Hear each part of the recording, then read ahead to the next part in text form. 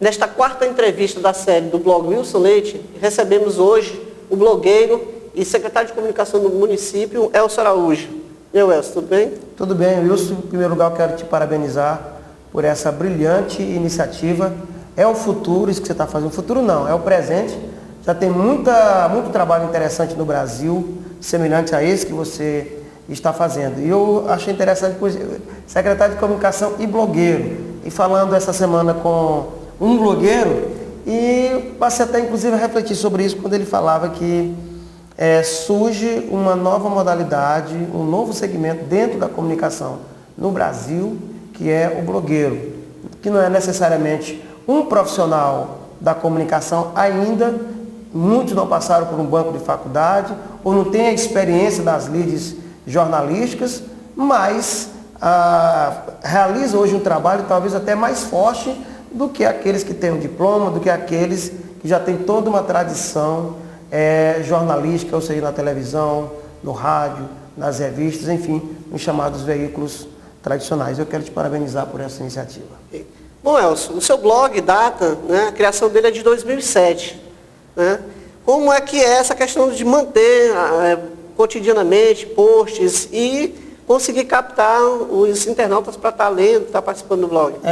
Na verdade não é muito fácil, né? Eu abri esse blog de forma despretensiosa em 2007, passou quase um ano hibernando, aí veio a onda, percebi no blog uma maneira de você emitir o seu pensamento, não só o seu pensamento, mas também o pensamento dos outros. Eu já publiquei textos seus, já publiquei textos de outros blogueiros. A gente faz uma viagem pelo Brasil, aquilo que a gente acha interessante, a gente termina postando, né?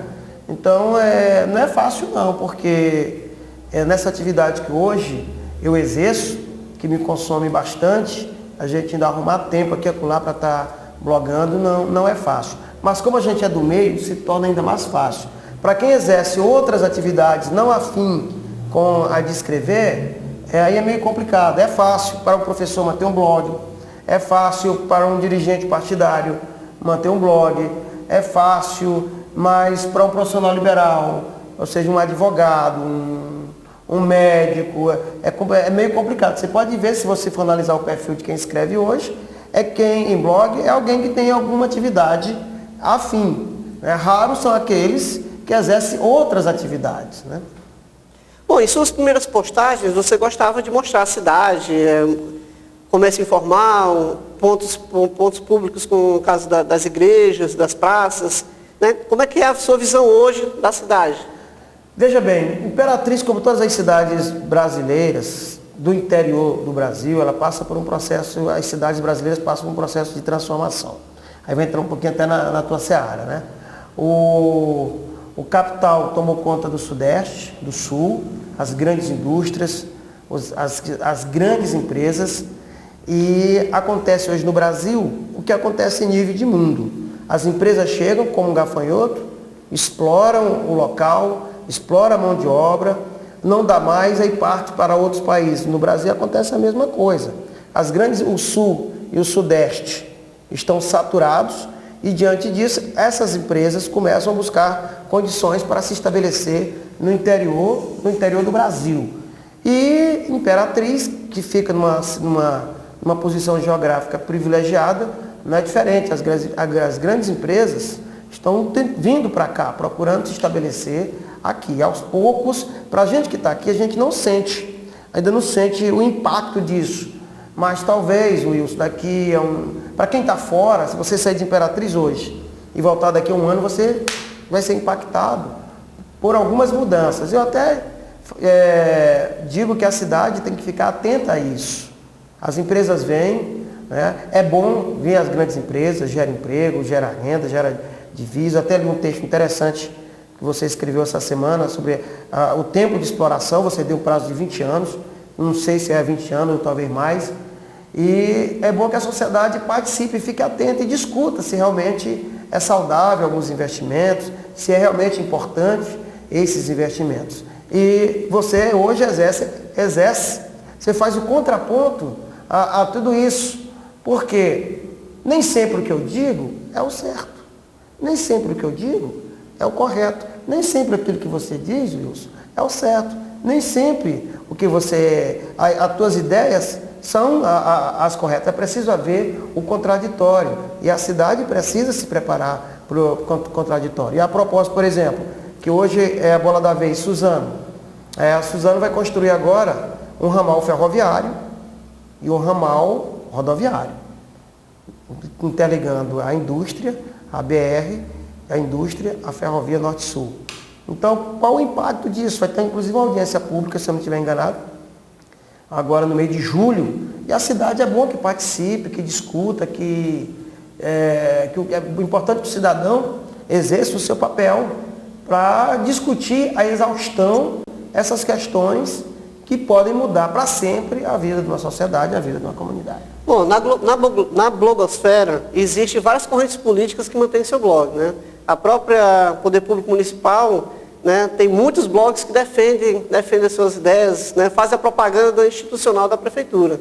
Né? E a gente observou essa linha no seu blog. Hoje, o blog El Saraújo, a gente vê muita matéria das ações, né, da municipalidade, dos convênios que são firmados, quer dizer, defendendo o governo. Como é que você vê? E também há a questão da picuinha, do debate mais acirrado com relação aos blogs. É fácil responder essa pergunta, Wilson. Eu já vi que você fez uma pesquisa no blog, viu como as postagens foram se transformando. Mesmo na condição de agente público temporário, como sou, eu procurei por um determinado momento não confundir as coisas. Isso é patente, é evitável, inclusive, divulgar as coisas do governo.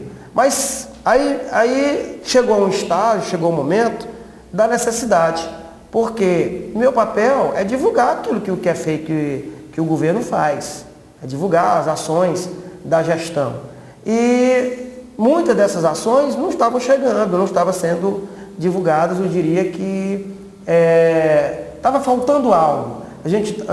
A gestão estava, como se diz, desconectada da blogosfera. Foi quando eu disse, não, eu vou começar a divulgar as ações e tudo, e nós começamos a fazer essa divulgação de uma forma mais sistêmica. Mas sem esquecer também as questões nacionais, aqui eventualmente algum outro artigo. Semana passada, essa semana, por exemplo, eu fiz um artigo sobre a questão do sistema prisional. Não sei se você tem uma visão dessa questão, que hoje é uma bomba relógio, é uma bomba em gestação. São 500 mil presos hoje no país, que um dia vão sair. No Brasil não tem prisão perpétua, no país não tem pena de morte. No Brasil, a nossa legislação só prevê uma pena de 30 anos e essas pessoas vão sair. Elas vão sair. E de que forma essas pessoas vão sair? Então é algo que a sociedade precisa se inteirar. E o mais grave, Wilson, que vai causar agora polêmica dentro dessa questão, eu abordei também nesse artigo que escrevi, o artigo uma conotação não local. Dia 4 de julho, agora, entra em vigor as novas mudanças no Código de Processo Penal. E algumas dessas mudanças vão provocar revolta no cidadão. Vou dar só um exemplo. Alguém chega aqui na produtora do IDEAN e furta essa belíssima câmera aí. Furta. É preso em flagrante. Vai ser levado para a delegacia. Dependendo de como a coisa for conduzida, o delegado vai poder ali mesmo arbitrar a fiança e ele vai para casa. Qual o impacto dessa mudança? Os ricos vão... Pois é. Qual o impacto que isso vai provocar? Inchaço nas delegacias ou liberdade dos que têm dinheiro para pagar. Inclusive, eu estava ali um artigo interessante, eu até fiz questão de reproduzir no meu blog, que essas mudanças estão colocando para a sociedade a figura do preso de confiança. Por quê? No momento lá o delegado, o delegado vai arbitrar a fiança, mas ele vai se comprometer a algumas medidas. Por exemplo, se for um caso de agressão, vai ser determinado que eu fique que eu não me aproxime de você, que não frequente os mesmos lugares que você frequenta. Então há uma coisa meio diversificada hoje. Bom, mudando um pouco mais para a questão da administração, né, na qual você participa. Né, o Madeira iniciou o seu governo tendo uma base de apoio muito ampla. Né, o vice-prefeito do partido que apoiou ele, o PDT, né, e a gente vê esses apoiadores seja por problemas judiciais, seja por problemas conjunturais, né, dos partidos que faziam parte dessa aliança, estão procurando a oposição e apresentando oposições no processo eleitoral. Como você avalia essa questão da perca de aliança, Veja bem, de base? o Wilson Leite, quando você está fora de um projeto político, adota-se uma posição. Quando você está dentro e percebe como a máquina funciona, aí é outra história. Não se faz omelete sem quebrar ovos. Para você gerir, administrar uma cidade como Imperatriz, ou você contraria interesses, é inevitável que você não contrarie interesses.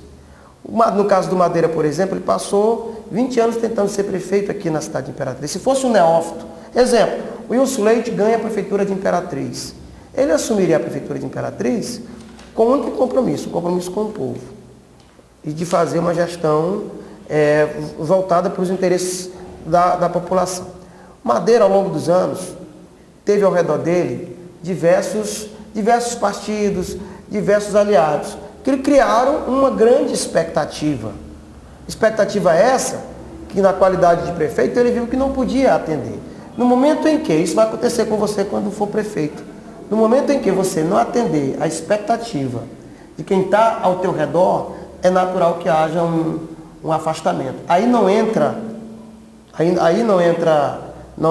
como se diz, não entra na conta o interesse coletivo, o interesse público. Muitas vezes entra em cena o interesse individual. Certo. E o interesse individual, às vezes não, sempre termina prejudicando e arranhando relações. Nós estamos há 15 dias, né, do anúncio das obras, né, das obras na cidade, obras de infraestrutura nos bairros e tal.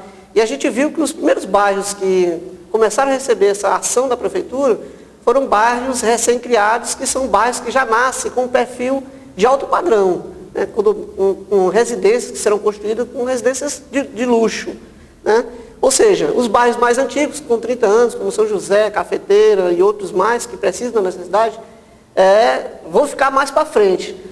Como é que o prefeito vai tratar essa questão dessas obras em fim de mandato? É fácil responder essa pergunta, Wilson. Você está falando, cuidado para você também não ofender os moradores ali do Jardim São Francisco. O Jardim São Francisco, um dos bairros que mais frequentou a mídia nos últimos tempos aqui na cidade de Imperatriz. É um bairro entranhado aqui, faz divisa com o Santo Inês. O bairro Santo Inês é um dos menores bairros da cidade e um dos mais esquecidos. É certo que de um tempo para cá, por conta da expansão imobiliária, o que ocorre ali por trás do Santo Inês, surgiram alguns condomínios de alto padrão, como você diz. Mas as obras não estão sendo feitas, inclusive está havendo até reclamação por parte dessas pessoas. As obras, a princípio, não estão sendo feitas dentro dessa área dos condomínios. Mas, onde havia necessidade, se você entrar, por exemplo, ali no Jardim São Francisco, já foi praticamente concluído, já há uma interligação com o Santo Inês. Então, nessa etapa, com recursos próprios, sem convênio, a Prefeitura vai recuperar 200 quilômetros de rua. Então, montou algumas equipes, a equipe já terminou ali o Jardim São Francisco, está concluindo o Santo Inês, já está terminando de fazer o Santo Amaro e depois dali do Santo Amaro, o Sol Nascente, partir para a nossa velha Boca da Mata, né? A nossa querida Boca da Mata e outros bairros ali adjacentes. Bom, para encerrar, o blog Wilson Leite deixa as últimas palavras para o Elcio Araújo, se despedir do nosso ouvinte. Eu quero agradecer, Wilson, dizer que se tem uma pessoa aqui em Imperatriz, não estou com hipocrisia, e eu dei demonstração disso. Uma pessoa que eu respeito aqui na cidade, como ser humano, como político, como pai de família, é você, né? Você tem suas convicções ideológicas e as defende com base. Você não é um comunista, você não é um... Eu sou comunista. Você não é um socialista, você não é um socialista de grife. Você é um socialista por convicção. Isso é muito legal quando você pode e defende as suas ideias. Então, parabéns por essa iniciativa. Desejo que você continue a fazer esse trabalho e, a cada dia que passa, ajudar a cidade a pensar mais. Nós precisamos de seres humanos, de cidadãos que participem da sociedade, não como mero coadjuvantes, mas como atores, como pensadores, que ajudem a formular ideias e transformar. É assim que a gente consegue transformar a sociedade, pensando e expondo as ideias. Bom, o Blog Wilson Leite agradece e até a próxima entrevista com o próximo blogueiro. Muito obrigado.